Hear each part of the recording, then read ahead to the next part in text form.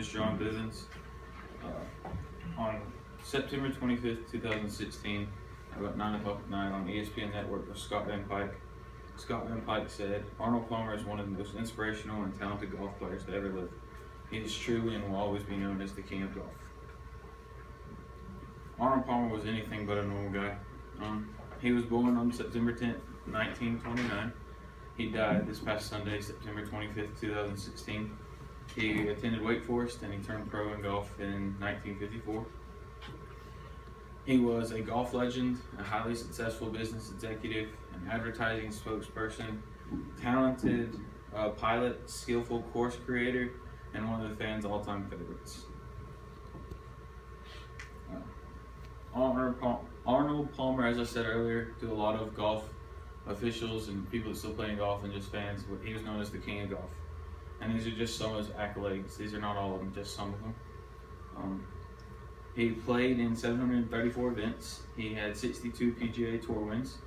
And then he came in second place at the PGA Championship 3 times. He won the Masters 4 times, US Open once, Open Championship twice.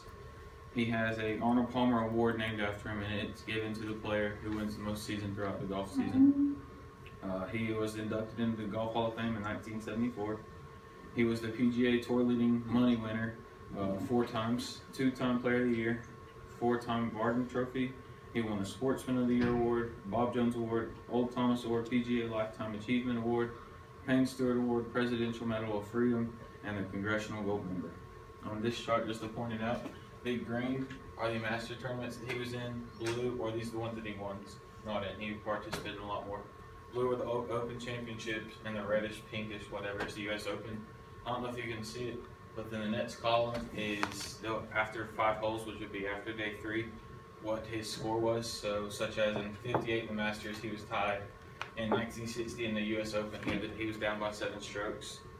The next one will be his winning score, such as in 1961 he finished with a 284 and 1. Then the next one he won by 1 stroke, as it says. And then the last one is the runners-up. So as in 1960 at US Open, 1964 Masters, he beat Jack Nicklaus. That's another big name in golf, in case y'all are wondering. Move on to this one. He also let me restart. He also won senior events and senior leagues after he was out of his prime, I guess you would say. He won 10 major senior events. He went 2-1 in the PGA Senior Tour playoffs. And this chart shows his top 5 wins. The pinks are the PGA Senior Championship, or that's purple. The yellows are just the Senior Player Championship. The pink is the US Senior Open, and then the same as the other chart, it shows the winning score, the margin, and who the runners-up were. Arnold Palmer was a highly successful business executive. So he owns many courses throughout the country, and his most famous one is Bay Hill Club. And when he bought Bay Hill Club, he put it where a portion of the profits go to the Golf Channel. So if you like golf, I'm sure you've seen the Golf Channel. So since he helped create that and helps fund it still, or he did, he was an advisee of the Golf Channel. Arnold Palmer Design Company is the company that he created and he started up. He has built, or that company is responsible for building over 100 golf courses, all global. So that goes anywhere. There's, I think, 4 in Japan. There's a lot in Europe. There's some here in the United States. And I got this information from the website of Arnold Palmer's official website. And then we have good old Arnie was a pilot of his own plane. So it was not uncommon for him to arrive at his tournaments driving his own plane. He just put his clothes in the thing, put his suitcase, and fly his own plane to the airport.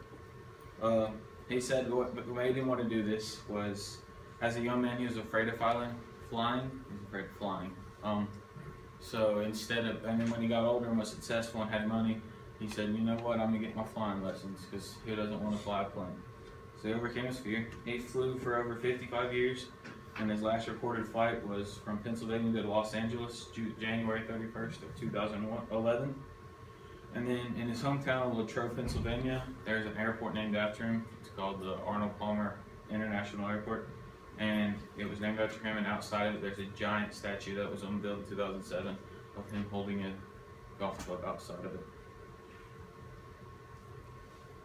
Arnold left behind a great legacy. So in 2000, an article came out in Golf Digest by Gary Johnson, and it was published April 12th of 2000. He was ranked the sixth greatest all-time golf player, and that's just by one person. There's others that's been that he's the greatest. Gary Johnson also went on to say in that Golf Digest article that Palmer made roughly $1,861,857 just on the golf course, and throughout his life he made over $30 million off the golf course. So if you're going to make 15 times more than you do at your profession, you've got to be something good.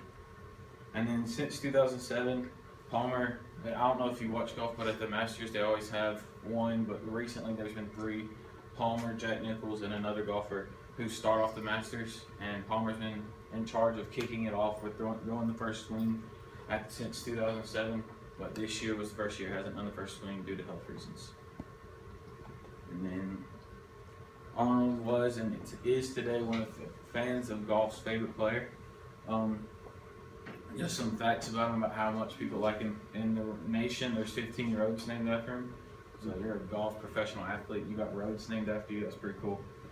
And then in 1960, he was in 1960 he was about to play in this tournament. And he's just sitting there, and he orders his drink, and he was like, "Hey, I don't want an alcoholic, but I want it lemonade and I want iced tea in it." So he admits lemonade and iced tea, and then he walked away and drinking it. And then this woman came up and he was like, "Can I have that Palmer drink?" And so that started the Arnold Palmer, which I have a case of it back there, so anyone can have some. That's my prop. It's literally just lemonade and tea. So in 2001, it's always been known as that since 1960, but in 2001, Arizona took over the rights and they started distributing and mass producing. Oh my goodness, mass producing it. And so it's just lemonade and iced tea. That's all the drink is. I drink it all the time. And Arizona has the rights to distribute that. And there's my citations. Thank you very much.